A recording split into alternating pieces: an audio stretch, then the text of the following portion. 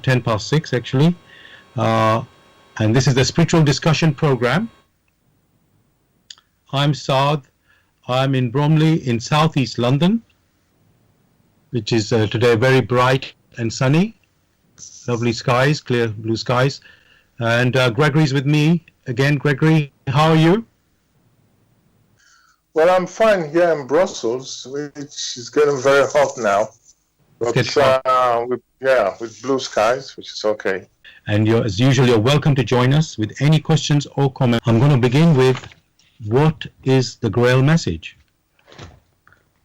The Grail message, in the light of truth, by Abdushin, is a spiritual knowledge of life.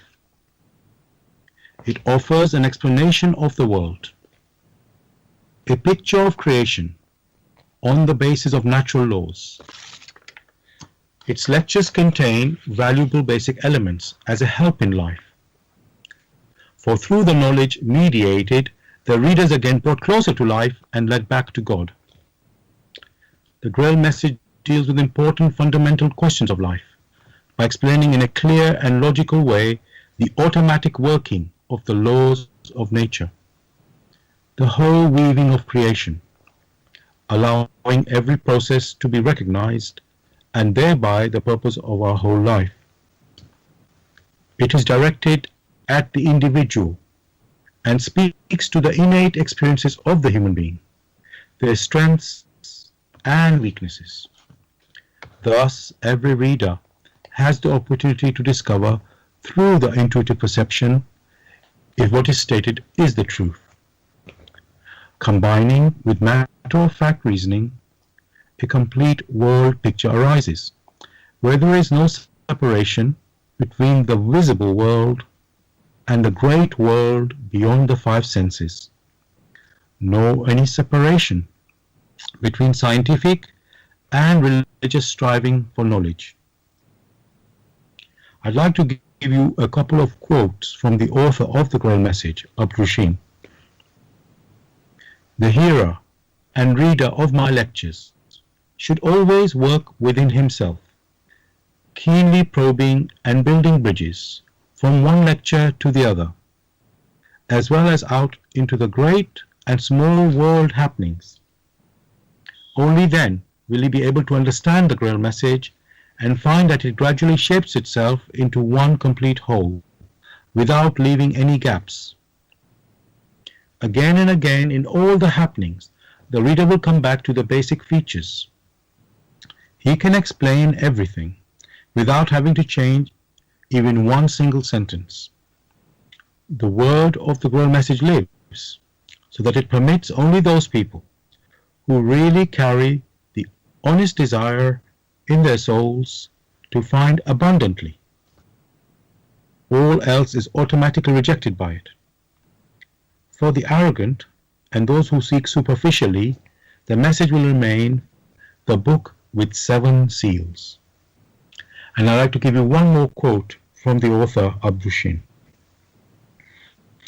I wish to fill the gaps which have so far always remained unanswered in the souls of men, and which never leave any serious thinker in peace if he earnestly seeks for the truth.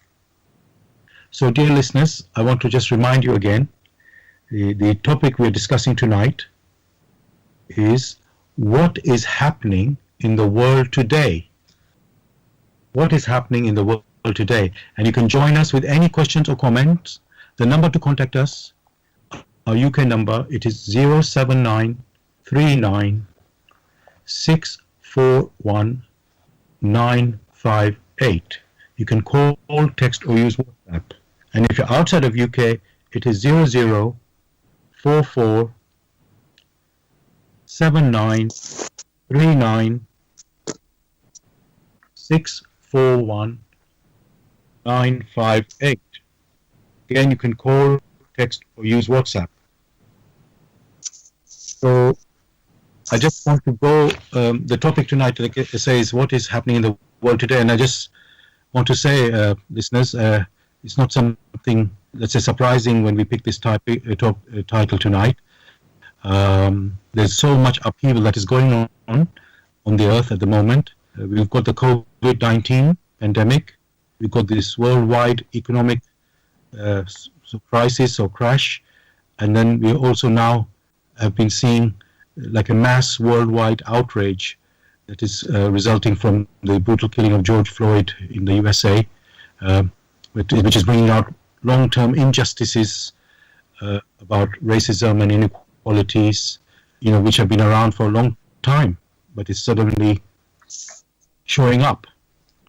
And there's a sense that we have reached a turning point where such atrocities and injustices will no longer be tolerated by the public. And so the governments and justice systems are now having to change their ways.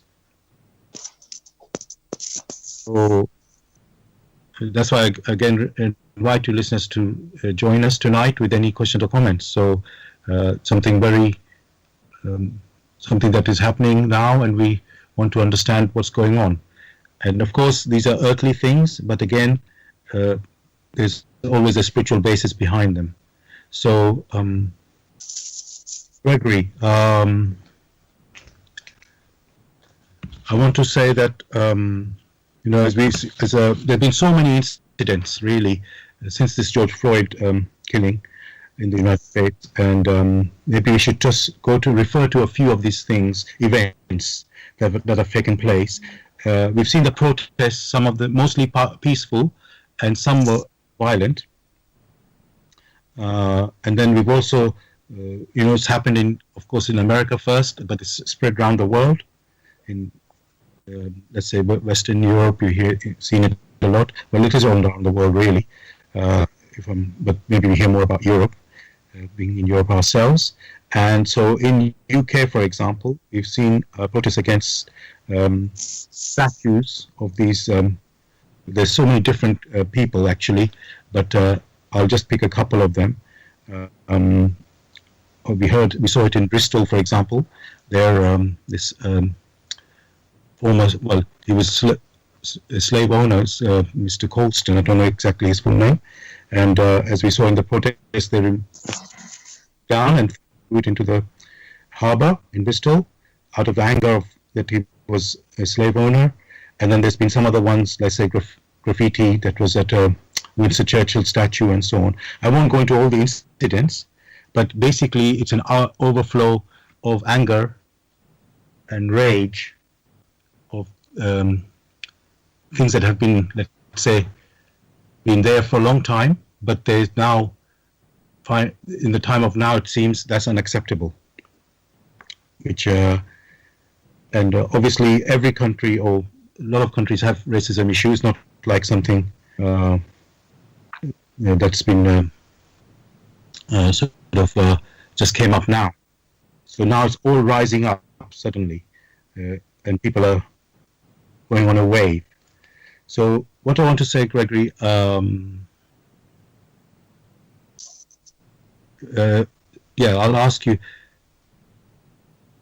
what would you say is behind this sort of outrage? Is there, because just the one incident cannot, we've had incidents before in the past where there's been outrage, and yes, it's sort of continued for a little while, but this one seems to be more powerful. So is there something special going on? Well, one generally may say that people are becoming more aware.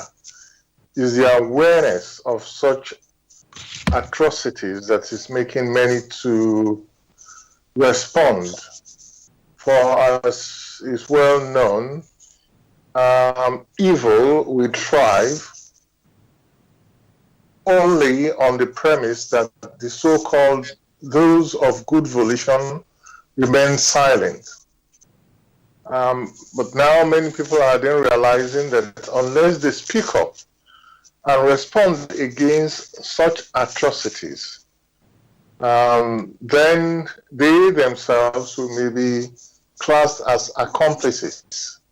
So no one wishes to remain silent when such activities are carried out against fellow neighbors. Thank you. That resounds, let's say, sounds very real to me, because that's, you can see that, people feel that they have to speak out, like you say. So thank you for bringing that up. Now the way that people are behaving, let's say most people are being peaceful in protesting, which is, of course, you could say not the headline, but what becomes the headline is when people become violent, and a lot of people are becoming violent because they think the peaceful methods are not working. As we have said, this has been going on for a long time. You could say frustration, and it's not something new what we're talking now, but suddenly, and it's not that there hasn't been violence before, there's been violence before, but somehow some people think that the peaceful means are not working, so they need to become violent. Would you say that, does that violence really help their cause, or does it benefit in any way? It must be stressed that only very few are of that opinion and using violence. It's at the same time, one should be very clear that there is not a uniform maturity amongst all those who are protesting. And when they see such injustices, in quotes, at the same time, the enforcement, or the so-called law enforcement agencies, have their representative as the police people or whatever they call themselves. And there is no uniform maturity in the interpretation of the law. So you find here and there are excesses. And this excesses is what is brought to the fore. Just as we do not have, or there is no uniform maturity among those protesting, there is also no uniform maturity of those who are in quotes to interpret the law or enforce the law. So on both sides, you find that there are excesses. Thank you for that. Again, it helps us to, there's so many things going on, and it needs to be looked at from an overview, and you're bringing that, let's say, bigger picture that helps to realize what's going on.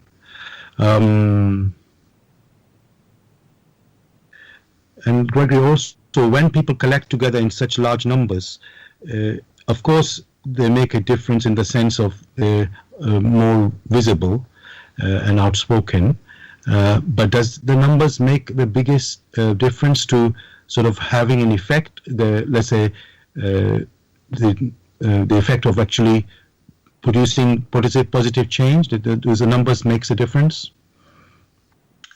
The numbers is based on the unification of their firm volition to ensure there is fairness in all society. So the more people who unite together in opposing such brutal ways, the better. Had such been in place all the while, then some of the atrocities in so-called Second World War, or before that, First World War, or the Spanish Inquisition, or even going back to the murder of Christ, had there been such firm resolution, and then some of the things which have occurred may not have occurred. So it is good that the more who come together to oppose such brutality, for now many have sensed that it is not right. In their deep intuitive perceiving, they sense some form of wickedness, for they sense the universality or the brotherhood of man. And the question is, why should we kill ourselves when we are supposed to unite to build up? Thank you again for your answer there, Gregory. I now just want to a little bit look at one or two incidents. It's just like there are very diverging views, and we've said we want to have this brotherhood and harmony, and I wonder how these diverging views can be brought together. So I want to give one example of, I must admit, when I talk about this, I feel it's not the most important thing, but I'll use this as a beginning of the discussion, and then we can always move on to something more important. So I mentioned about the statues being knocked down or removed, or graffiti put on them, and of course so these are, let me give some example. For example, this man in Bristol, Coniston, sorry, he was a slave owner, which of course is absolutely abhorrent. At the same time, he did good in that Bristol town with spending the money. So yes, it was ill-gotten gains, you can say, and then the statue was put up years after that. Maybe I don't know exactly the date.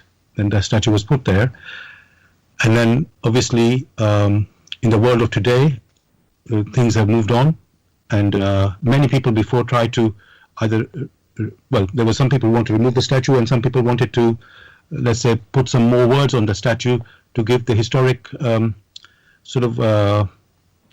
picture of that person, and it wasn't happening. It was being rejected each time they tried to do something. So, and then now it was pulled down, let's say forcibly, by the public, let's say by the protesters rather, and not in a legal way. And so my question is, Gregory, how things should be done? Because when you have, let's say, two opposing views, one is doesn't want to remove the statue or doesn't want to make any changes to what is there, and then others who do. And then you have all this, as I say, big upset, or that's probably an understatement, outrage, of what is, come on. So my question is, Gregory, when you have such a divergent view, is there a way to have some sort of peaceful solution there, where, let's say, people can be satisfied? And I'm not talking here about good and evil, because it's just some people feel, because even there were protests, we'll just add to that, even this last weekend, where let's say the day before they were protesting, for example, Black Lives Matter protest, and the next, and they're against the statues, and then other people who are not racist, but they say, no, we don't want to remove these statues. Because they believe that these are historic figures. So it's like, just because somebody did some bad thing, that statue, some people will say, no, that statue cannot be there. And others saying, no, we know he did the bad thing, but we still want to retain it because of the good things that person did. So how do we deal with that? Many people are entitled to their views and opinion, which is expected. But one that should remain paramount is that there are laws of nature, which laws ensure there is peace and harmony if they are followed accordingly. They do not take the views and prejudice and opinions of others, but they, in their operation, they ensure that all that accord to these laws, through which everyone came into existence, all that accord to it will ensure there is peace and harmony. That such divergent views exist means there is no peace or there is no harmony. Hence, you have such representation like you mentioned. So in the first instance, each party must understand what these laws of nature entails. For each one has come here in order to experience and mature. If that be the case, it should be that in all activities, each one should perform it in such a way that it does not enslave another or belittle another. What has happened in that particular case is that there was a representation or a manifestation of a personality that had been involved in the enslavement of others. And that is what many are kicking against. Just as many would have kicked against slavery had it been imposed on those whom those statues represent. So one should look at these things from the laws of nature and see how these things manifest. Thank you for that, Gregory. Again, you're bringing the broad picture that we need to consider the laws of nature when we deal with these things, and we can easily get lost in our earthly thinking. And at the end of the day, Gregory, you just reminded me of another incident, which was very, let's say, good news, where, as I said, there was a protest, like a Black Lives Matter protest in London, where, let's say, I think that was on a Friday, and then Saturday, maybe Sunday, I'm not quite sure which day it was like a opposing protest for, well, they're saying they were wanting to keep the statues there. They don't want them to be removed. And then one white protester on this, so who is supporting this statue to remain there, somehow caught himself in I believe it was near Waterloo station, and somehow it was like he was being potentially going to get attacked and even get lynched, and it could have been a very devastating news, which would have even made the protest and everything look completely lose its justification and its power. And so in this, I don't know if you saw that in the news, where I think these 5 black men who were saw this white man in potential danger, basically. Well, he looked like he wasn't definitely in danger, and they picked him up. One of them put him on his shoulder and took him away into safety, and basically it looks like he saved his life. So that was a very beautiful moment, which could have been very ugly, and, well, there's no words to describe it, what it could have turned into.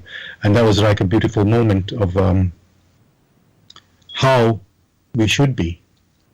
Well, what should happen, what you will notice, that in times of challenges, those who are more matured show greater responsibilities in the way they respond to human challenges. That was the case at that particular moment. Let people make their judgment. By their expressions or by their works, they reveal how they stand. Thank you. Thanks for that.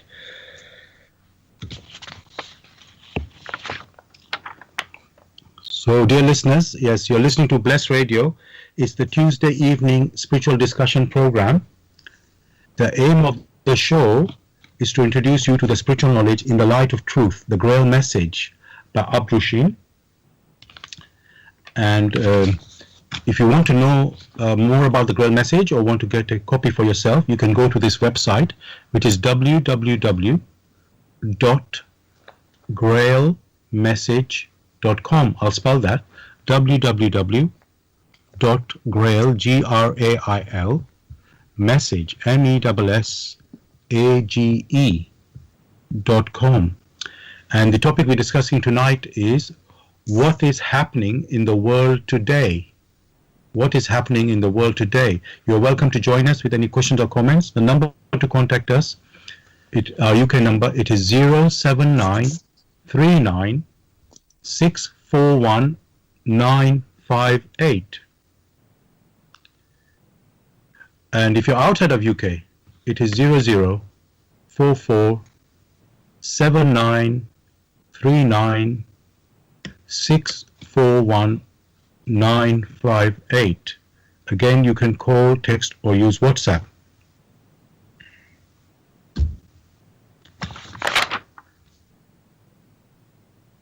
Okay, so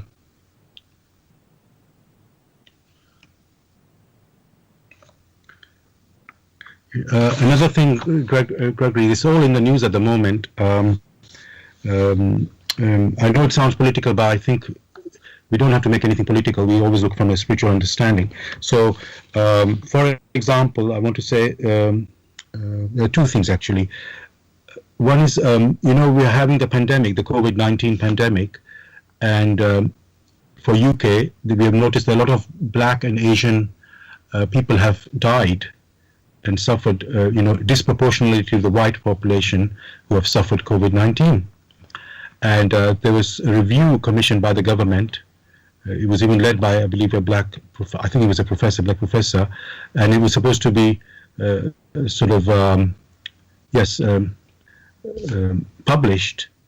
And then when it was published, let's say a part of it, which the black professor had written, was now taken out, and they said we will publish this later. And this publishing happened just after the George Floyd killing, and people got quite upset because they were expecting some recommendations, and there were no recommendations. They said, "Oh, we're going to do further research, and it's going to be done later." And it appears to be a political decision not to, give the full report, you can say, because there was a concern that maybe there'll be some outrage from the findings, that some people will say, "Oh no, there's inequality or something like that," and there could be some outrage from that. So my question, Gregory, is: should people withhold things? Because we've talked already, things are being known more and more and more, and then some people seem to think, okay, I don't want to cause more trouble, so let me try to ease the situation by holding this back. Like I said, I don't know if this is fact or not fact, because it's a speculation on my side. Probably a lot of people think this way, but it was strange what happened. So but we don't need to examine so much if it was political or not, but withholding things, Gregory, like what I mentioned there, is that right, to sort of hide the truth or to sugarcoat the truth so that you can have let's say, calm the people? Confidence is built on transparency. Wherever transparency is unavailable, then conspiracy theories thrive. Withholding information which is supposed to be made available already gives this strong impression that there are things which are therefore hidden. And that does not build confidence on both sides, whichever sides one cares to belong to.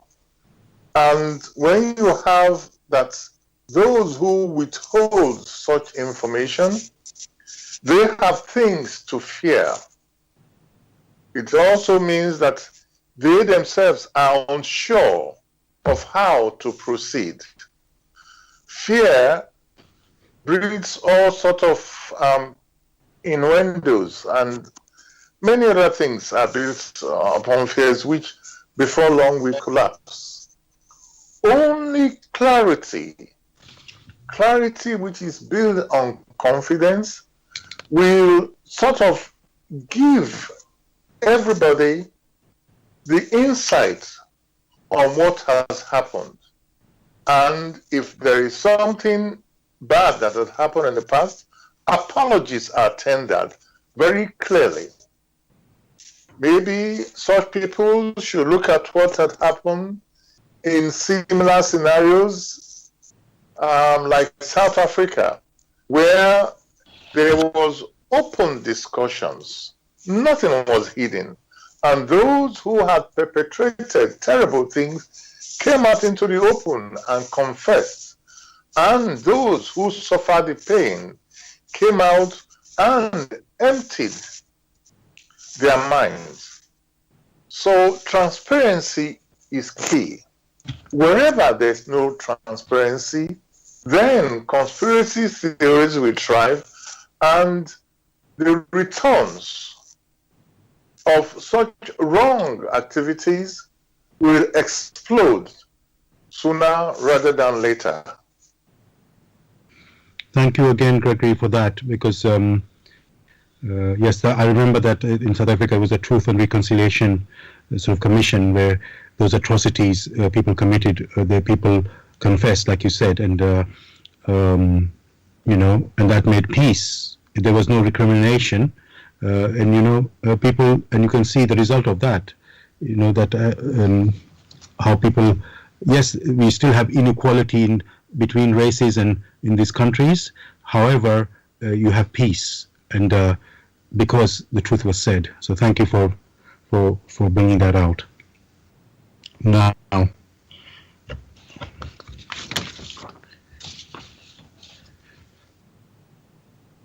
there's something I will just check. There's somebody sent me a text message, and I just want to see if that's if I can read this out. I was going to hold it a little bit later, but I'm just going to check this.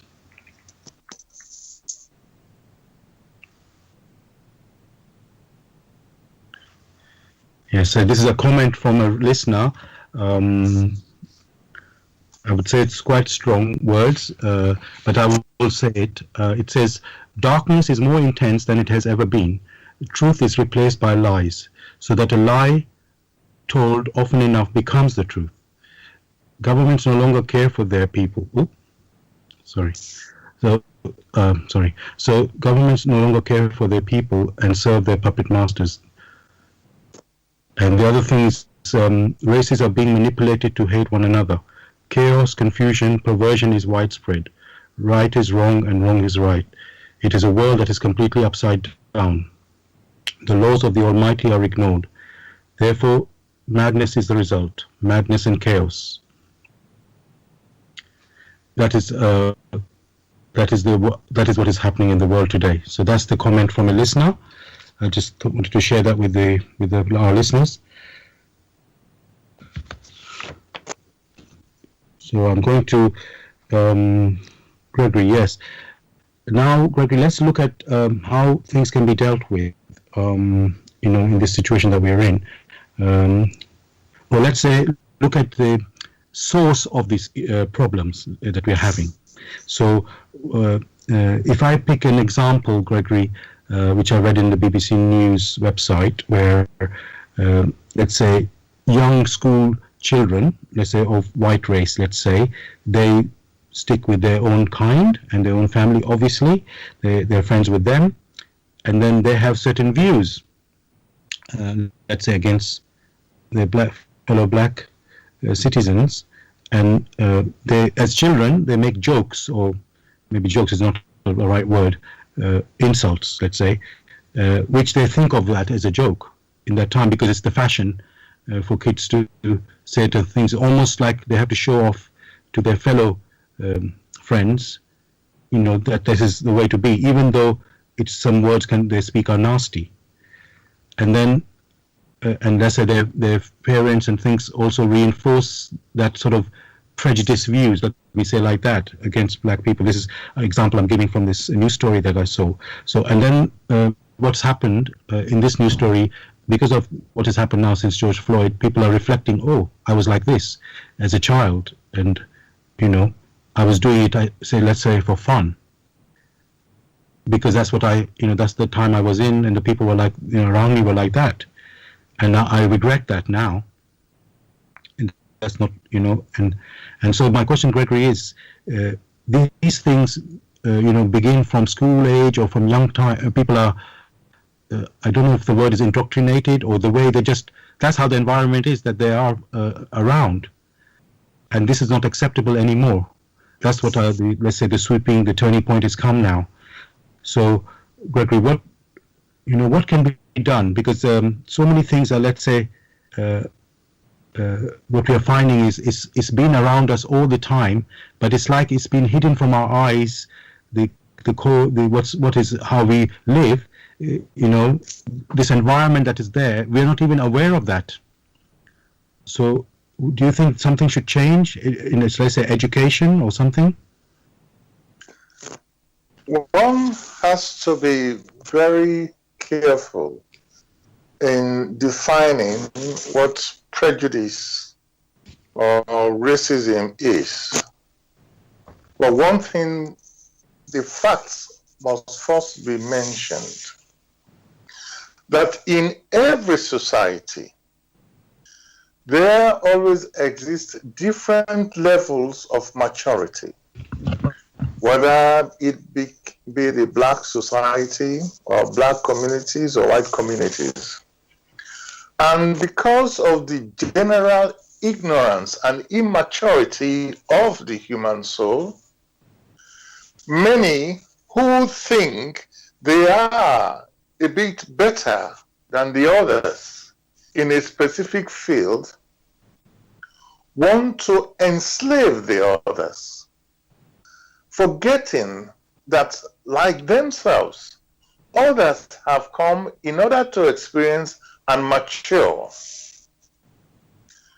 That being the case, you now have, whether it be black or white and whatever color one may call, these prejudices, these immaturity, these ignorances have always existed. It's only sad that many take pride in their ignorance and stupidity and think it is superiority to the others. Like has been stressed many times, look at every society, look at all communities. There are different people in that community, and they must learn to live side by side and mature in the process. You do not expect that all people in the community have the same maturity or the same abilities. However, to live in harmony means to show respect to the abilities of others. For if you take the very simple example of music, there are some who play the bass guitar, there are some who play the piano, there are some who are good at singing, there are some who are good at playing the drums. You do not expect those who play the drums to be as talented in playing the guitars. So, however, when you consider the different abilities of others and bring them into activity, one must find harmony, rearrange them to find harmony. This is what has been lacking in all these communities. And one shouldn't say, oh, it is a black problem or it is a white problem. For in the so-called white communities, these things exist. In the so-called black communities, these things exist. But one must very clearly state that it is not right to suppress other people or to discriminate against other people because they have a different color. It will not be right to discriminate against the so-called white race because they are white. Actually, there is nothing like white race, it's only a general. All right, the color they have is not white. All right, it's a shade of white. The same thing, one should not discriminate against the black people because they are black. People have their skills. People have their talents. However, what has been lacking is how to harmonize these different peoples of different maturity to ensure they themselves are able to experience in such a way as to mature given their time here on earth. And behind this, one should also consider very carefully that what one sees on the outside is only the outermost shell, that the inner man only uses these physical bodies to experience. So, in one presentation, or in one instance, or in one earth life, that inner man or that soul could come as a black personality in order to experience the vibrations or the features of that black personality. In another instance, another incarnation, he or she may also come as a white person, if one may say white, or as an Asian, or as a Japanese. So when you now look at this, it does a mockery of themselves when in one incarnation you are so-called black, in another incarnation you are Asian, in another incarnation you are West Indian, in another incarnation you are so-called Briton or white person. So all these things looked at spiritually or looked at from a different view, perspective, or a non-earthly perspective, it may sound very stupid that human spirits who have come here to experience for themselves so that they will mature enough to be able to go back home as self-conscious human spirits, come in here and squabble and shoot themselves, all right, and say all sort of nasty things. The final analysis, what benefits do they derive from such? No. Thank you for that, Gregory. And what is very obvious from what you've said is that people need to be aware of this understanding of who we are. And you gave the picture of the, this skin, you could say the black skin or white skin or Asian skin, whatever color it is just the outer covering of who we are, or let's say the body that we are wearing rather on this earth. But how many people really know that? How many in the world such people realize, oh, this body is just some covering that I'm on the earth? And actually there's also this reincarnation where I can come back and obviously incarnate into another race and have that body of that race, which means, as you say, it is a mockery. Then how can you be prejudiced or racist against another race when you have incarnated maybe 20, 30 times, and each time, well, you don't know which race you're going to be next time, I guess, but you would have been in many races by this time. So it is ridiculous to have such views. So so my question, Gregory, following from that is, how can people find move forward from this ignorance to really know or to become aware of, let's say, the reality of this, what this world is and what we are?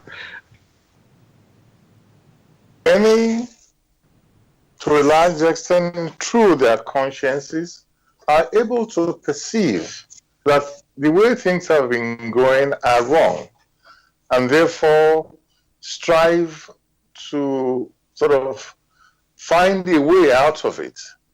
Discussions of this nature that we're having also helps.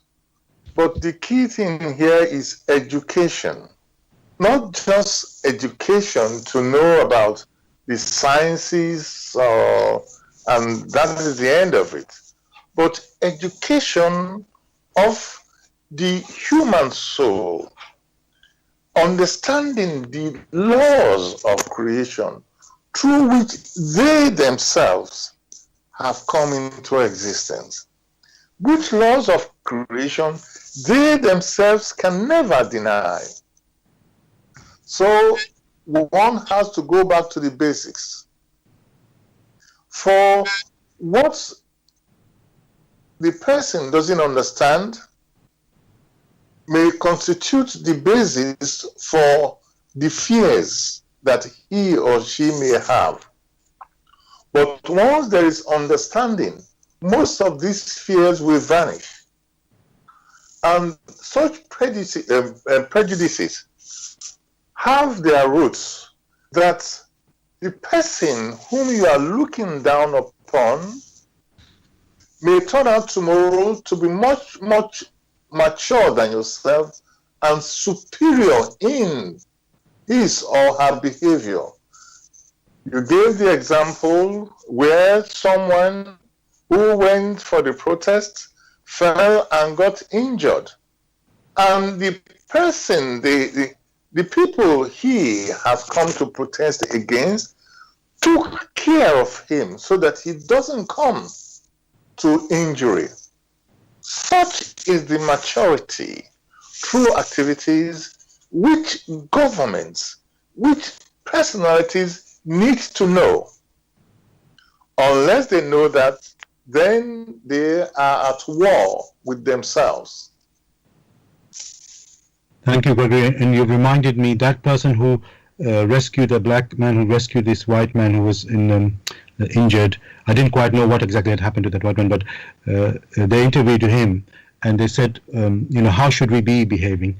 And he said, well, maybe that George Floyd wouldn't have been killed if the three out of the other, there were 4 policemen around George Floyd, and if the other 3 had intervened and removed his colleague from what he was doing, the one who actually put his knee on him to kill him. Well, he killed him, whether knowingly or not knowingly, what he did. And if the 3 of them had stood up to him, and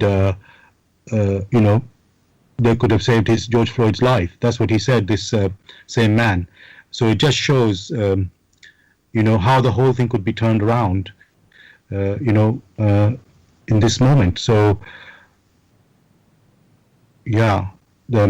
So, Gregory, I want to say again, this education, spiritual education, you can call it, or so, or even it's a life education, really, not the life of the earth purely, but the spiritual life as well. So is that something, you talked about using your conscience and things like that, but in a sense, yes, it is there, of course, but what you're talking about, the laws, the natural laws and so on, let's say the mechanism of how these things operate, that one is it something you have to read in a book to know, or meet some guru or teacher, or just life experience can teach you this knowledge or understanding? I'm talking about the spiritual understanding, because you pointed out this difference of maturity between people. So can everybody, Gregory, can everyone, I've got 100 questions now in my head. So first question, I should say, is how do we find this understanding or spiritual understanding? Is it something we can just receive through our conscience? Well, it's a good question of us, although the answer is so obvious. Only through examples are many able to come to an appreciation of what these laws of nature are.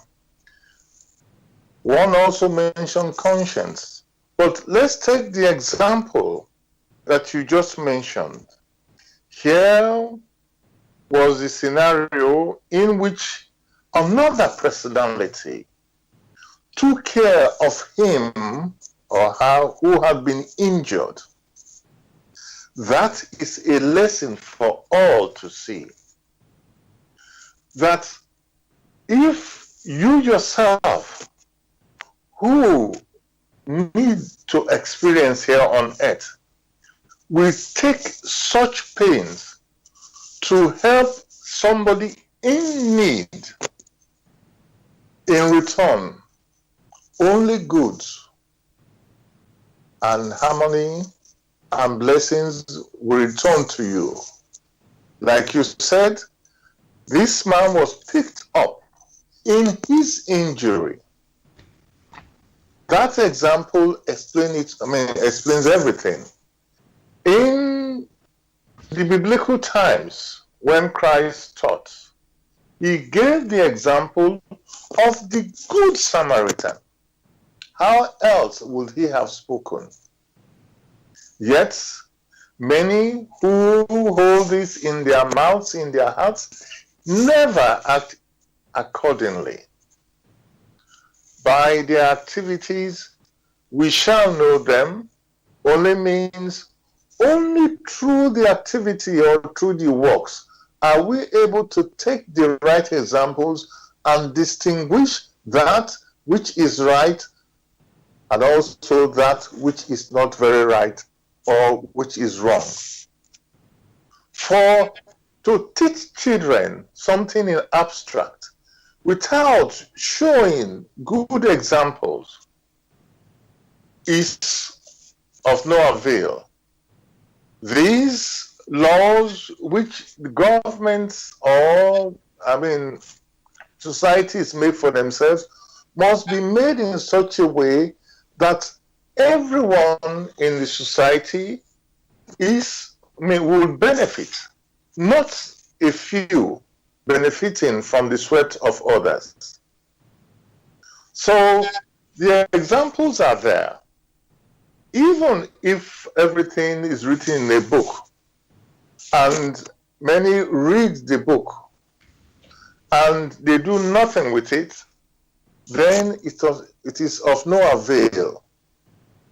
It is best to start from simple examples in everyday life, how we care to relate to others.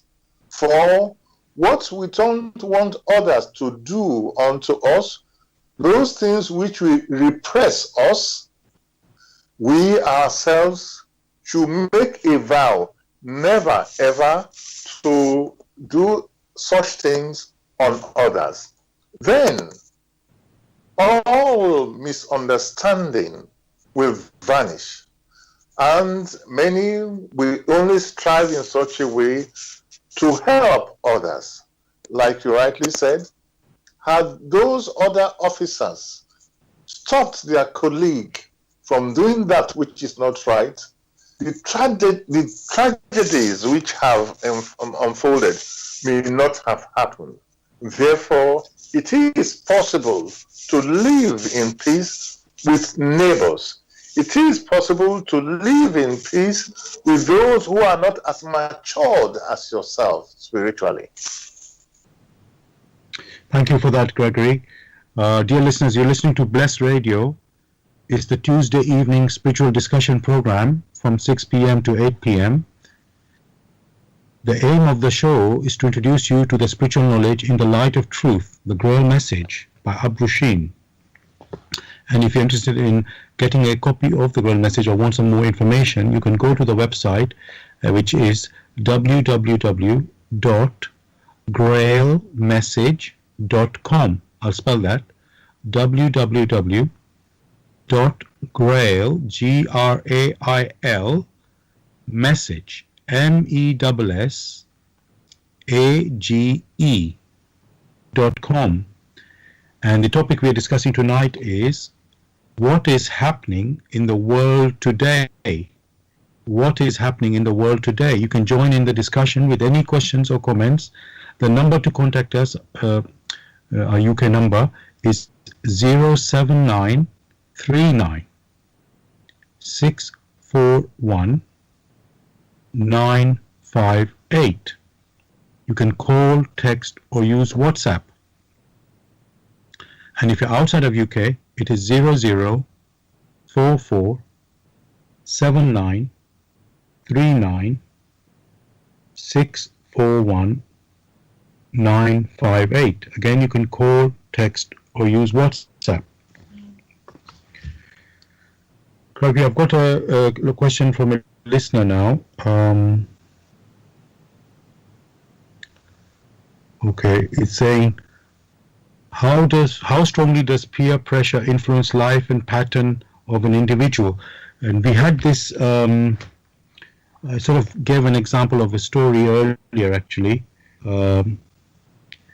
because which was about a school, a white there's a BBC News story about, let's say, white young school people. They were young white school children before, but they're now grown-up adults now, and they were sharing about you could say the peer pressure of their family and their fellow friends. I guess where they're playing this game of teasing or abusing their fellow black school children, and so you could say we didn't know what they were doing at the time. So, I mean, you talked about education, and what about this? Learning from your fellow people, group peer people. Does that have how strongly does that influence us, or an individual? One should never forget that peer pressure as such, when one is talking of children, does take place, because here with children, they are still molding their views on this world. These views are not yet certain. But at the same time, one should know that when children follow others in doing certain things, if they are made to understand that if such is returned to them, that they themselves will not feel good, you will find that children will respond very quickly and not go that way of peer pressure. For children, it can be understood because they are still fledgling. Imitative instinct is there without fully understanding what they are doing. So they may be forgiven. But for an adult who is supposed to be matured enough to make their own decisions, and they now are still not strong enough, and they allow peer pressure to make them act in such a way as to oppress another human soul who, like themselves, is striving to understand the ways to live here on earth. Such must be questioned again and again. So one has to split these categories into two groups. The first category are those children who are not matured enough or strong enough to make their own decisions. And then we now have the adults. Peer pressure is not excuse on adult behavior. Each personality makes their decision. Only a decision made freely is of benefits to that particular individual. For such free decisions will be, if this were directed towards me, will I be happy? So each person must come to that realization. For the children who are still being molded, one cannot say, oh, it started from school and things like that. Parents, teachers, children, all these are the stakeholders, and statements must be made in such a way such that it does not weigh down on any particular individual. If that is the case, then those people that gave rise to it, either through negligence, will have to atone in one way or the other. For anyone who is on earth here today has come to experience, has come to learn, and in the process, it is not wise to cause so much confusion or sow seeds which will disturb or sort of bring that person to a terrible state, just as they themselves will not feel happy if that is done to them. So it is very clear. Thank you for that, Gregory. And yes, as you mentioned, they're children, they're fledgling, and so obviously they are open to influences, and then they're prone to doing things, let's say, wrong, but then they can change, and they change even quickly, and then, like you say, once they're given let's say the bigger picture, I think that's what we seem to be finding here. As soon as people are made aware, rather than looking from their little angle, that how they see something, when they see the big global picture, that's how the world is. It's not only me here, and we all have to live together. Then your way of seeing things changes. So thank you for bringing that out. I'm now thinking, Gregory, I did start earlier on talking about the statues or people, not the statues themselves, but the people they're representing the statue, like let's say Winston Churchill, where he supposedly had some racist views about Indians, and yet, of course, he was a hero in winning the World War for Britain, or for the West, for Britain, let's call it, and let's say the anti-fascist people. So what I want to say, Gregory, there is, obviously people celebrate the good things and not the bad things. However, you can't ignore the bad things. And my question really is, should we, condemn a person, or on the basis of that, like, I know let me just take to Winston Churchill, because that's a bit more, let's say, easy to look at in this, because we can see the goodness there and we also some of the badness there, but it's not so, maybe it wasn't as extreme as it in other cases, let's say. So what I want to say is, the question I want to ask is, should we condemn, somebody for the bad things, like his whole, just condemn something just because of the bad things? Or how should we look at this situation? Should we, Two ways one may give some hints how this thing should be. The first one is considering is that of Saul. Saul, who among others threw stones at Stephen. Stephen, even in that state, forgave them. That same Saul was on his way to Damascus. The rest is history. It was that same Saul who now became Paul, who, due to his sterling efforts, brought the Christian teaching, himself and another, to Rome. That is one aspect one must consider.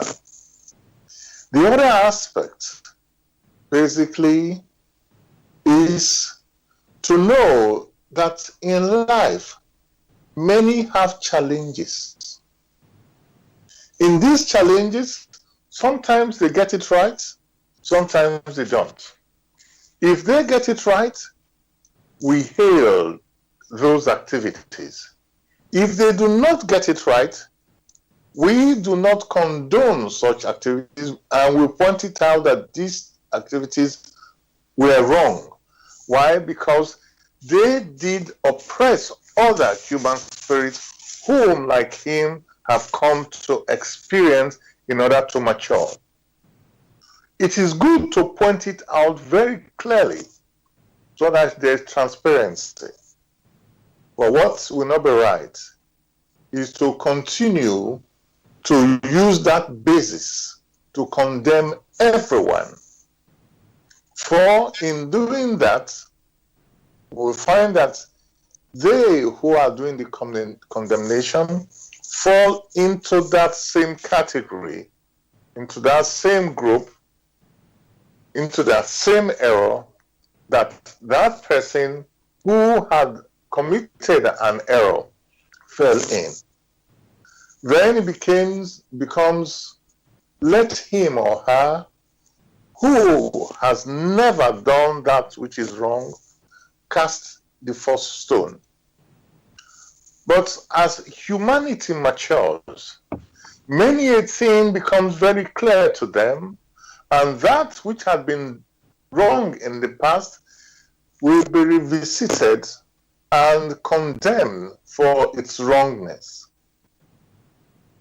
So people should be very wary and in condemnation, because most of the time they are so quick without understanding the challenges.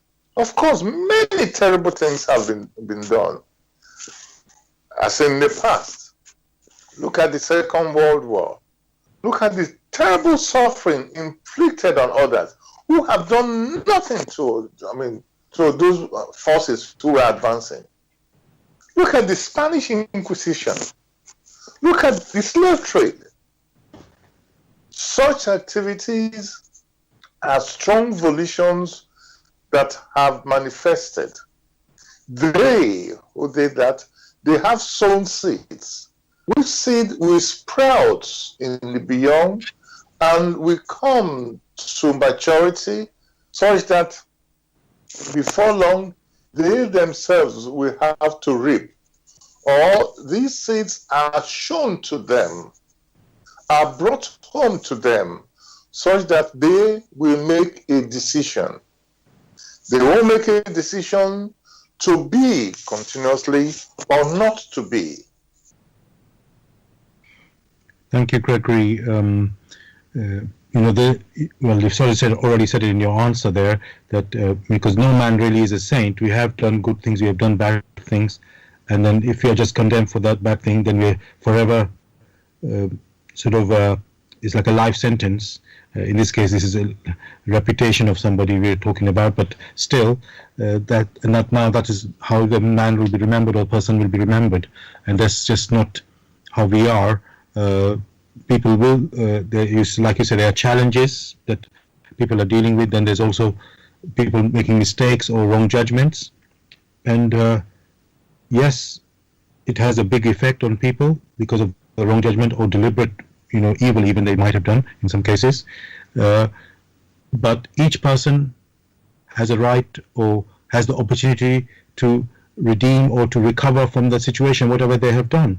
And if we start condemning one person, everybody should need to, there's not a single person who hasn't done something that you could say in quotes could be condemned if you did it this way, if you thought like that. So yes, everybody needs to have the chance to redeem and recover. And thank you for bringing that out. I want to, I think I've got a question again from a listener here.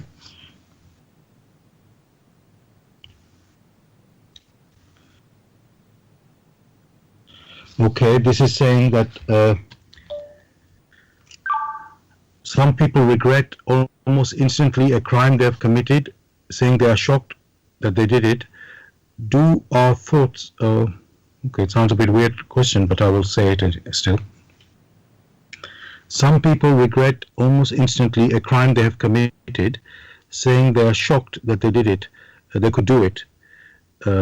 So, Gregory, sometimes, and so the question from that is: do our other thoughts or our thoughts exert influence on others? Now, what I'm thinking, Gregory, this could be, let's say, a bit controversial, but I just want to put a picture there. So, the policeman who, let's say, killed George Floyd with his, putting his knee on him. Let's say he didn't mean deliberately to do that. He just wanted. Maybe he had some anger or hatred going through him, and he, because that was 8-9 minutes that he was doing what he was doing, and it's like doesn't seem real that somebody could actually do that. So was he possessed, possessed or something that he could, he just did something and not realize, because what I'm trying to say is maybe it wasn't deliberate that he wanted to kill somebody, because most people you wouldn't say are setting out to do that, as a deliberate act. But sometimes you get carried. I don't like this word in this particular context, but say you got carried away, or maybe the better word is possessed somehow, that you by other influences, and you do something you wouldn't do. So is that possible, Gregory? The best, or one can say now, is to look at a scenario.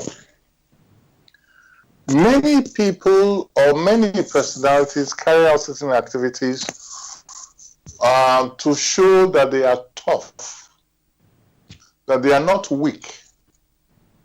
Therein lies the greatest problem in trying to show off that you are not weak. And in such cases, you overdo many things because you are not weak. There is a novel in Africa. They used to say things fall apart. The key personality there was such that a child was put in his care, and this child was taken from, it's like a war booty. But this child had come to know this man and taken this man as his father. And yet, the man, in order not to show weakness, at a certain time, had to finally give the death blow to this particular child, all because he did not want to show weakness.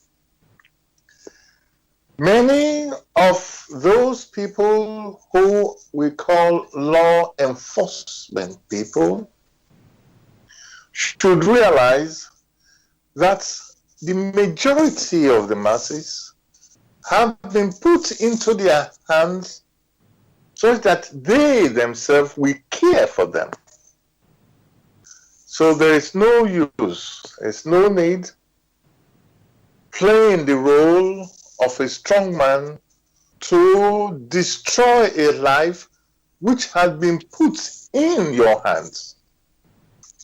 That, again, has always been the cause of many. Moreover, a life that had no arms to fire against you.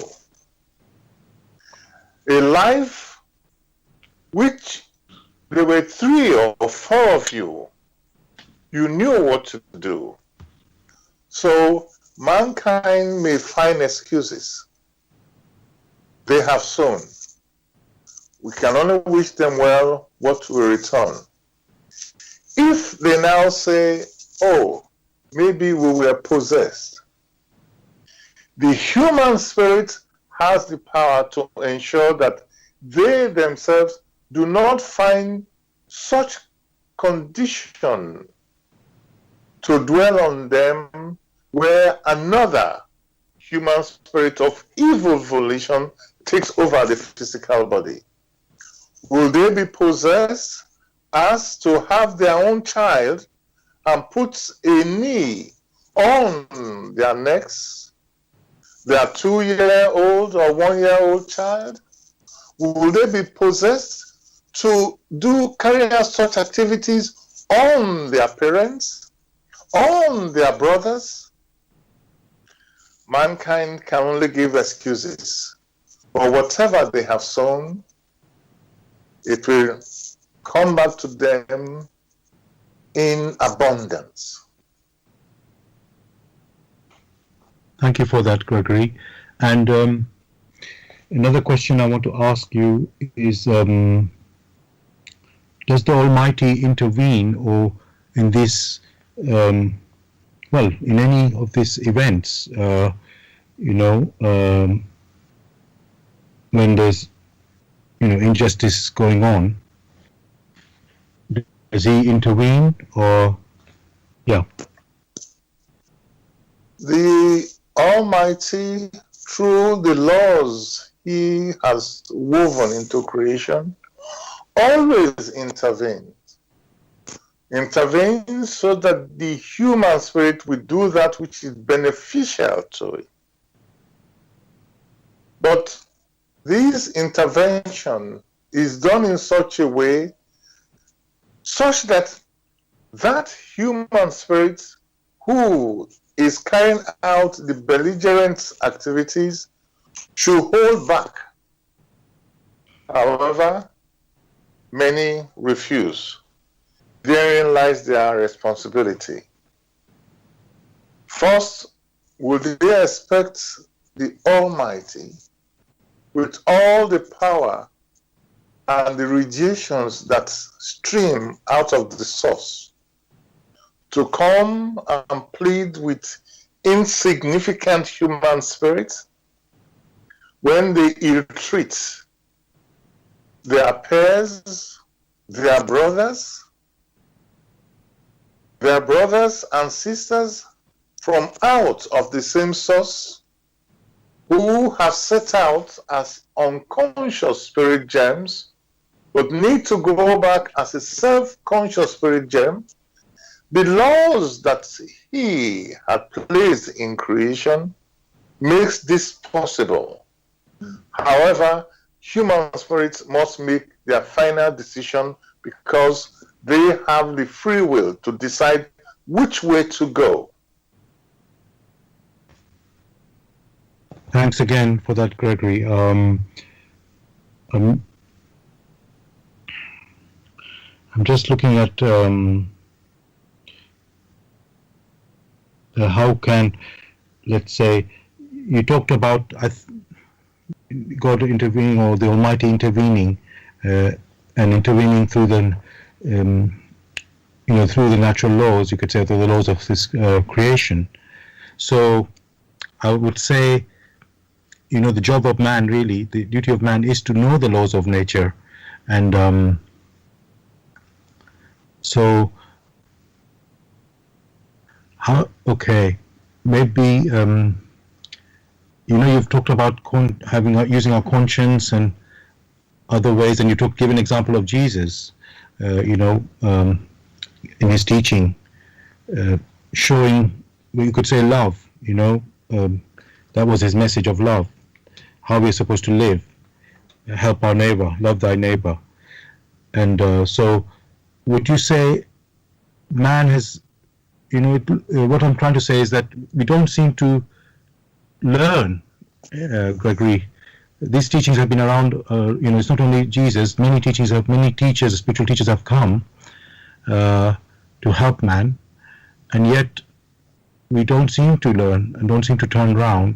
So, and even today, I would say people are not even majority, let's say, or many, I don't know if I can use the word majority, but many are not really interested in this spiritual teachings.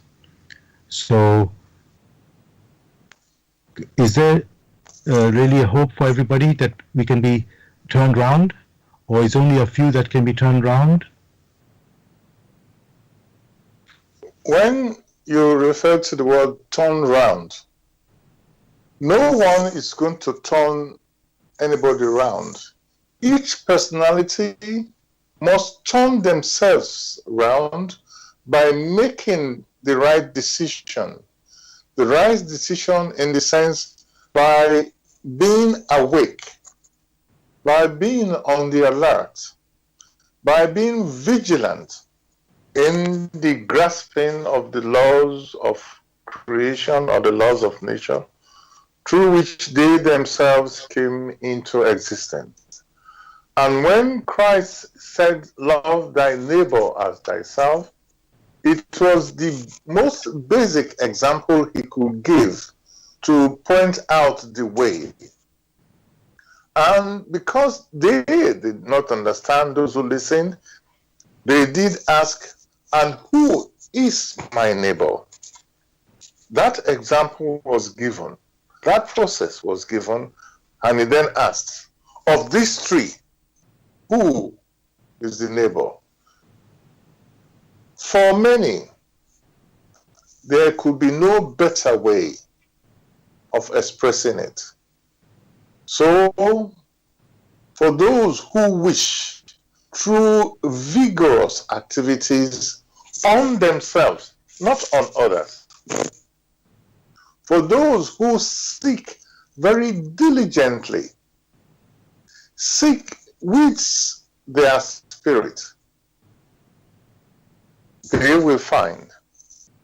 For those who do not seek diligently, events will have to overtake them, for they will keep sowing seeds, which seeds will return with danger and smother them, so that before long they themselves will cease to exist and go back to paradise without form, but now revert back as unconscious spirit gem.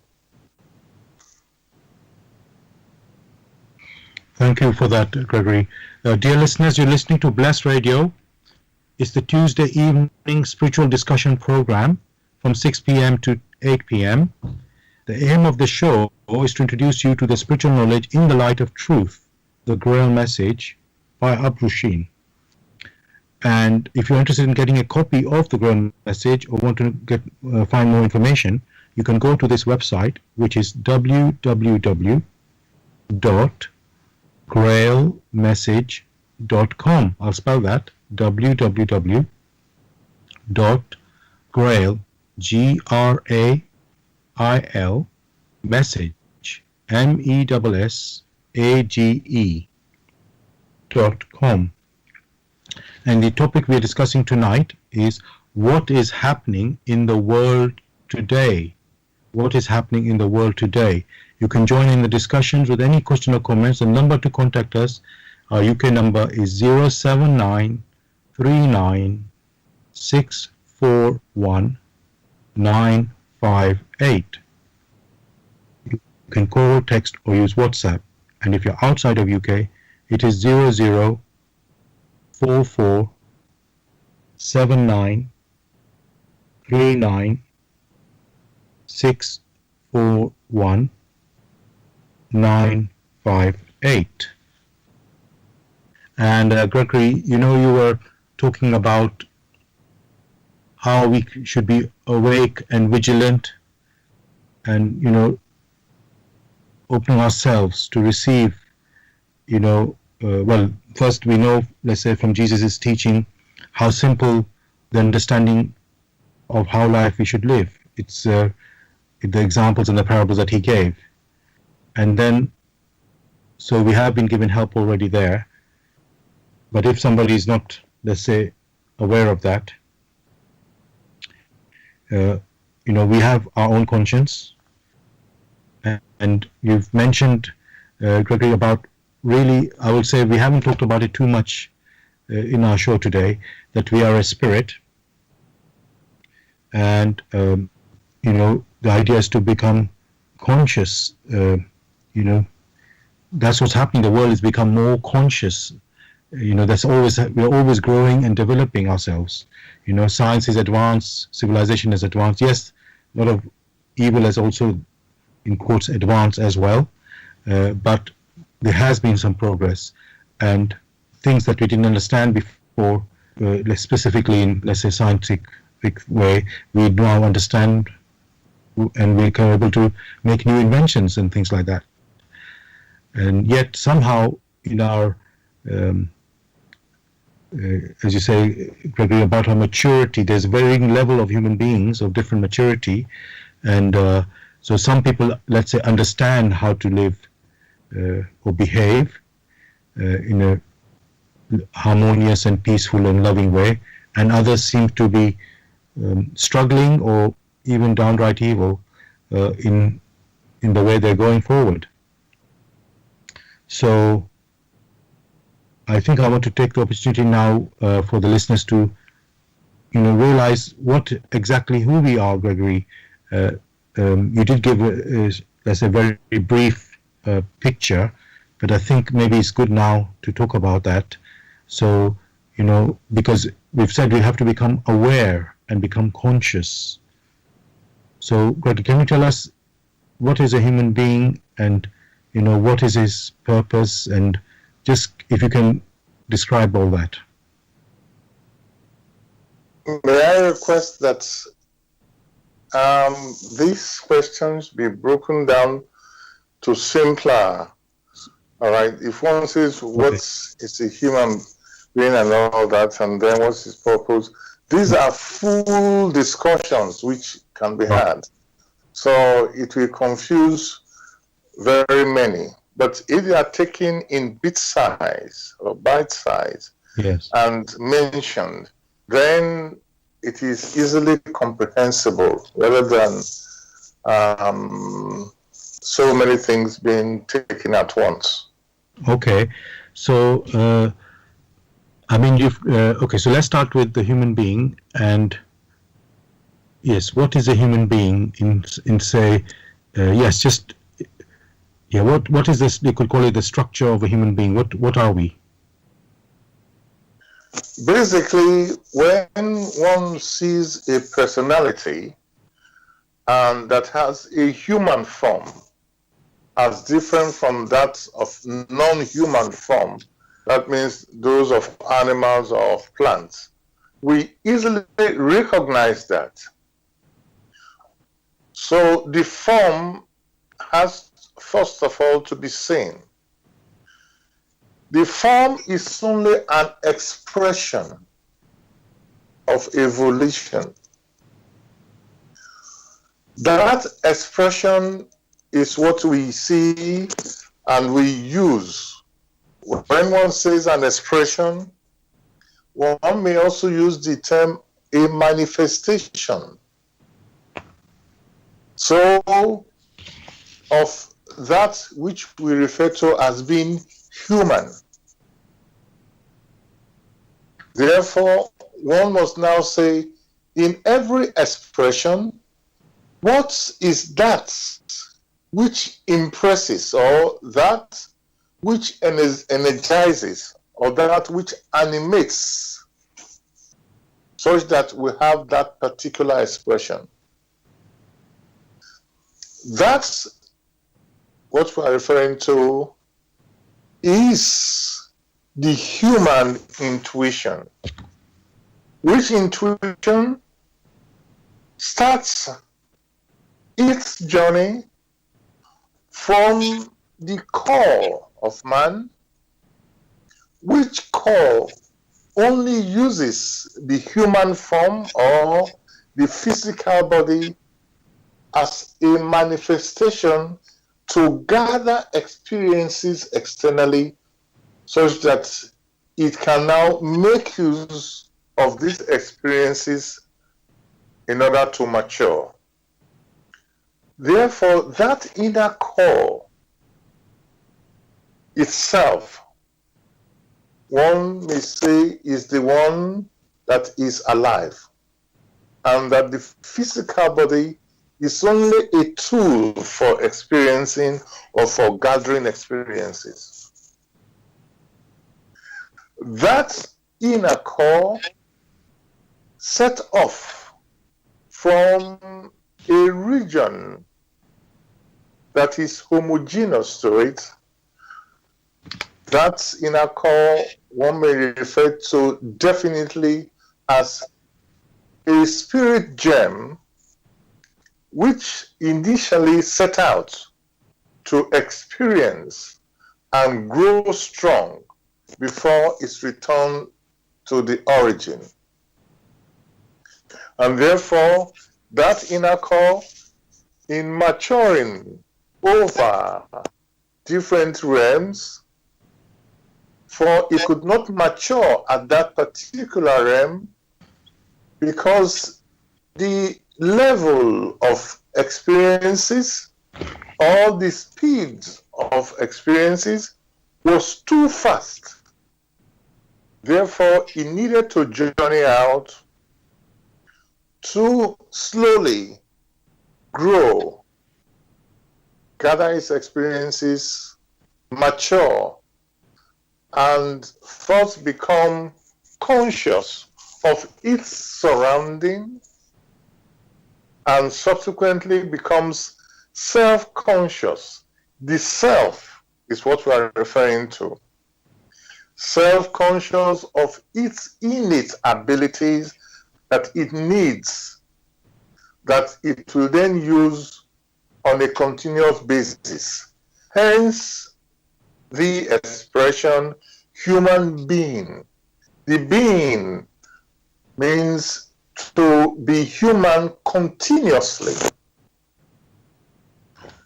Therefore, life of the human spirit or life of this personality is such that it has set off from a particular realm, it has come here to experience, and it needs to go back as being self-conscious.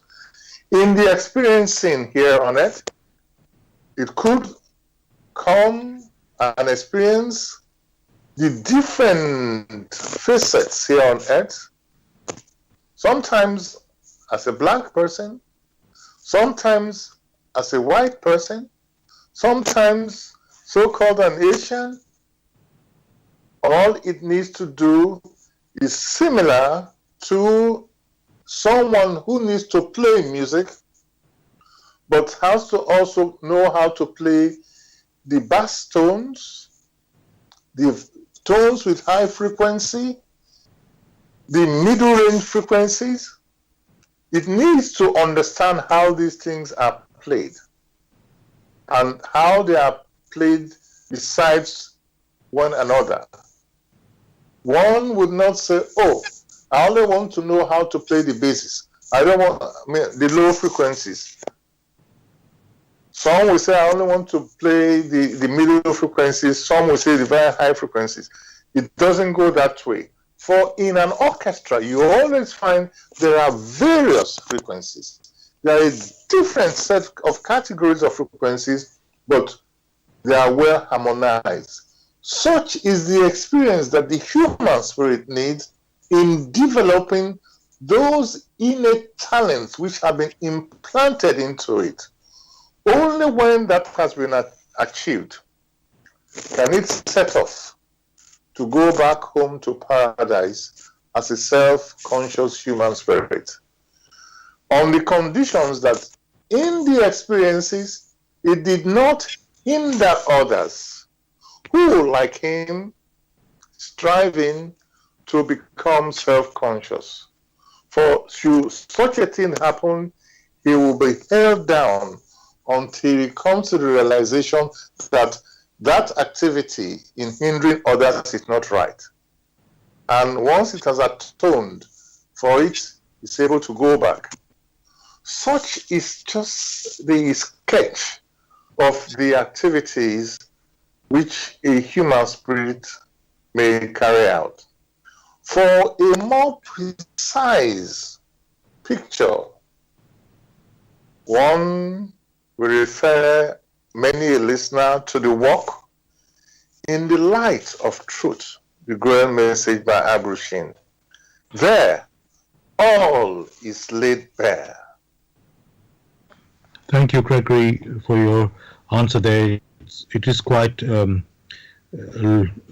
lot to take in, and I'm glad you have referred people to read into the Grail message. And I will remind listeners, you can get a copy of the Grail message, or if you want more information, you can go to this website, which is www.grailmessage.com. I'll spell that: www.grail, Grail, message, MESSAGE.com. And Gregory, when I was listening to you about what is a human being, and we are the living being, which is not the body, but you could say, spirit or spirit germ, as we started our journey, as you say. in this, we didn't talk about directly, but the spiritual world is, let's say, our home, where we started our journey as an unconscious spirit, and then the aim is to become a conscious spirit, which makes sense, a self-conscious spirit, in fact. So, and on this earth, we have experiences. We have experiences wherever we are, and this earth we gain the experiences to mature, to become this self-conscious being.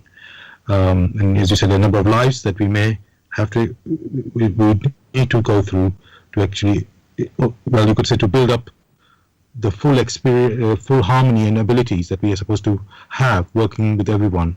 To, when I say everyone, developing our abilities that we can be in harmony with everyone. Let me say that way, and becoming mature through the experiencing. So, what I want to say, Gregory, on this earth, things seem to be quite imperfect for us. So, is it like, this world where we become conscious and self-conscious, are we, how can I say this?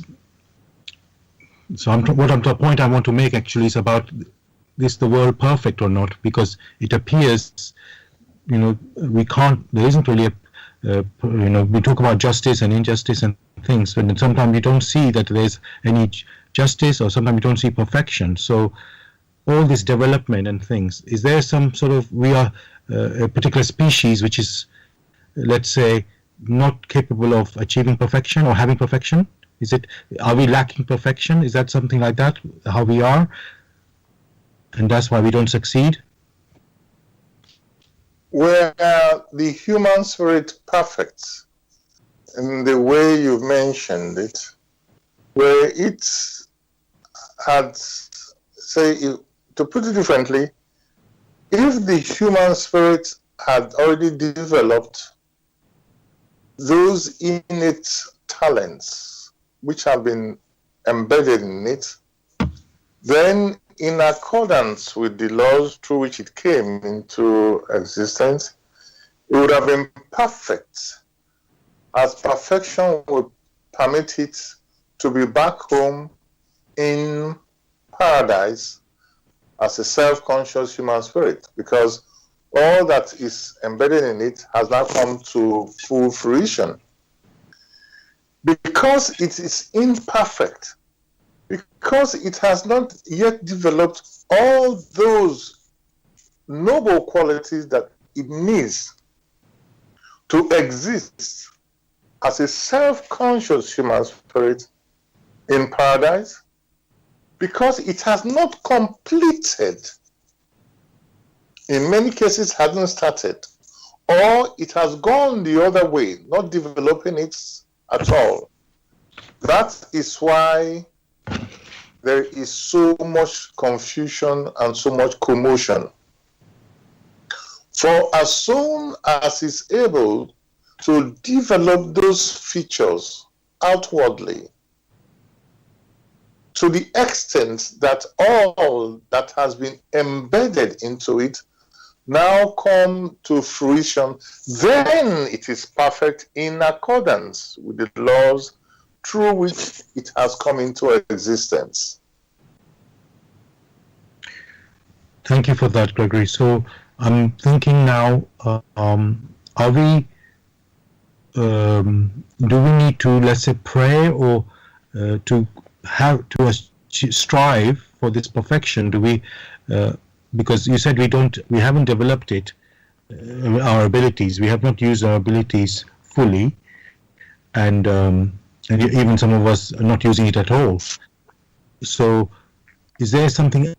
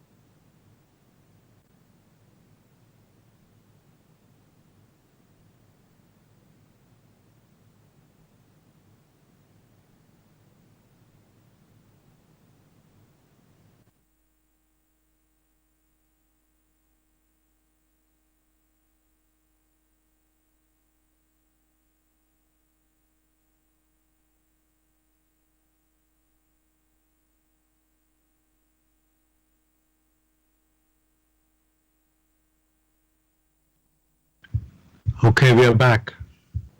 Thank you. Gregory, can you hear me? Yes, I can hear you. Okay, good. We are back again. So I'm not quite sure what point the listeners got cut off from us. Apologies, listeners. We're back now. I'll just continue. So, Gregory, I've got. Let's talk about other things that are happening in the world, Gregory, or let's say they've even been forgotten. So before the pandemic hit us and the economic sort of consequences that have happened, there was a big issue of the environment, pollution, sort of that the earth was, well, it's still there, but it seems to be forgotten. And so my question is, in fact, let me bring it to the other things that we're dealing with. So if we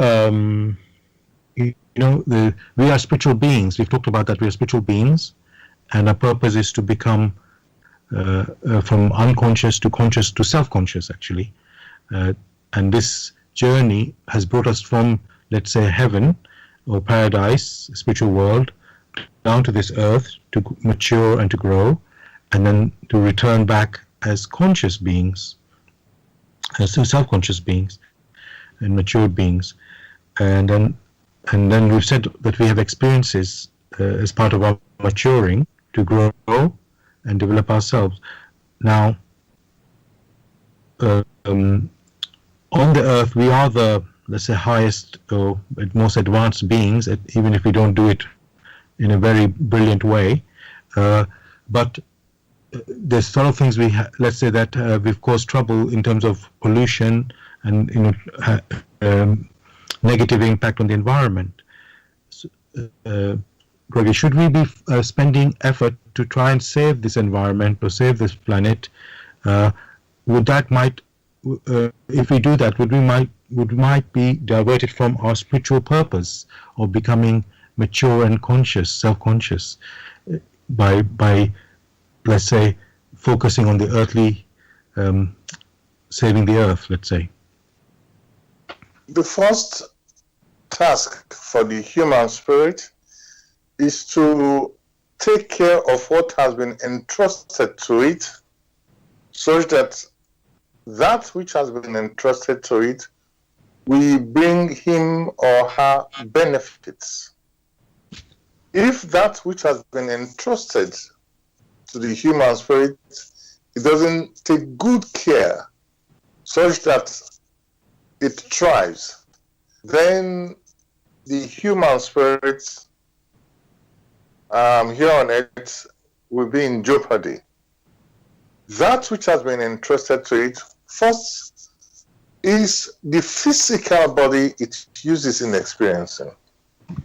Secondly, the earthly gifts, that's of the environment, that's of the season.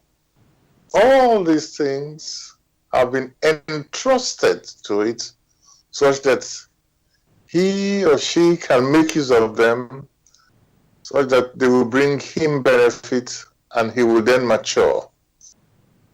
If, however, he fails, then many things will collapse. Thank you for that, Gregory. Is what you're talking or telling us is really that it's an integrated world. Everything works together, and it's not like, oh, we are purely spiritual, and so we only need to do that work in a spiritual way. We are on this earth, and we have to look after this earth and make use of the things that are on this earth.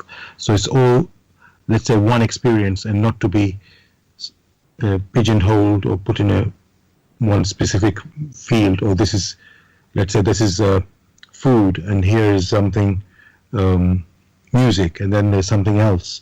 It's all of these things are parts of life, which we need to develop ourselves into, become let's say, basically develop ourselves and use our abilities.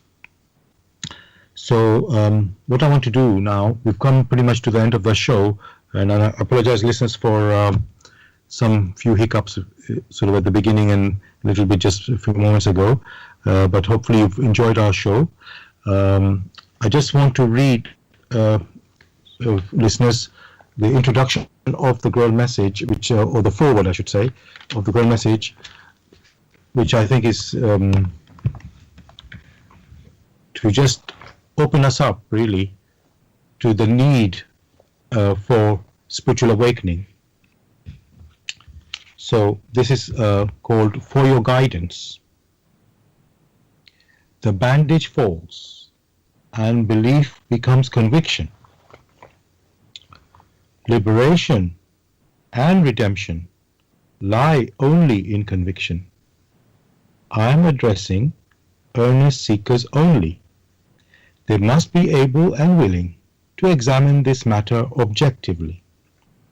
Religious fanatics and irresponsible enthusiasts may hold aloof, for they are detrimental to the truth.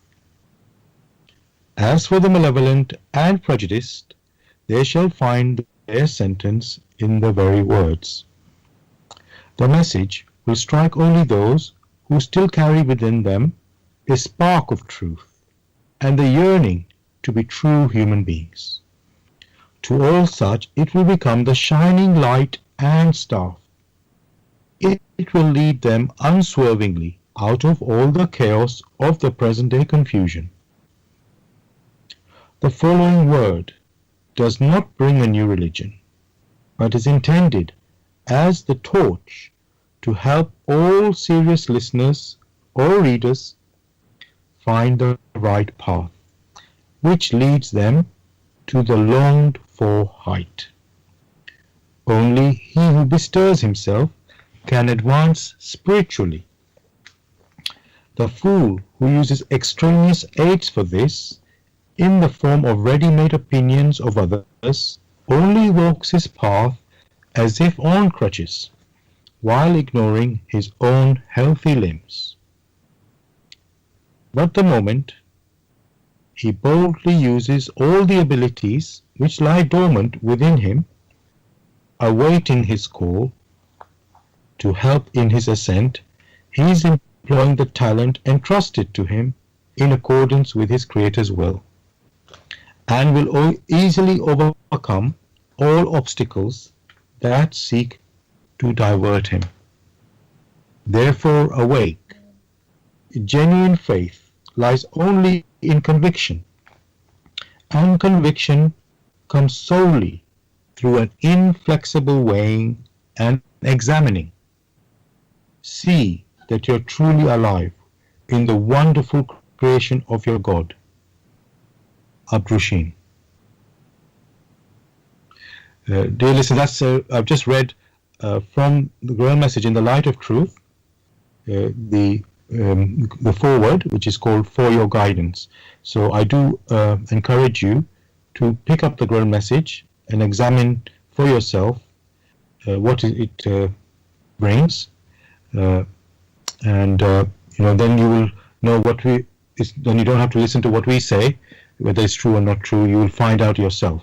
So, and that will, you will discover what that is. So, Gregory, is there anything you'd like to say to the listeners? To say Wishing goodbye? everybody well in future challenges. Thank you for that. That's great. And dear listeners, thank you for being with us tonight. And apologies for the few hiccups that we've had with the technology. But hopefully you enjoyed our show. The topic was what is happening in the world today. And of course, we'll be back next Tuesday, 6 p.m. to 8 p.m. with another topic. I wish you all a great week. God bless. Take care, everybody.